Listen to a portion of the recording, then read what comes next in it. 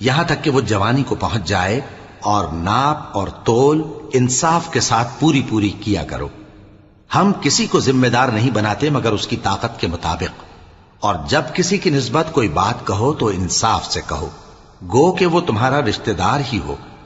اور اللہ کے عہد کو پورا کرو۔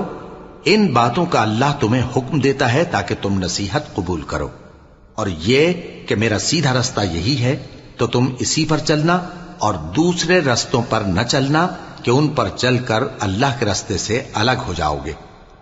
ان باتوں کا اللہ تمہیں حکم دیتا ہے تاکہ تم پرہیزگار بنو۔ ہاں، پھر سن لو کہ ہم نے موسیٰ کو کتاب عنایت کی تھی تاکہ ہم ان لوگوں پر جو نیکوکار ہیں نعمت پوری کر دیں، اور اس میں ہر چیز کا بیان ہے اور ہدایت ہے اور رحمت ہے، تاکہ ان کی امت کے لوگ اپنے پروردگار کے روبرو حاضر ہونے کا یقین کریں۔ اور اے کفر کرنے والو،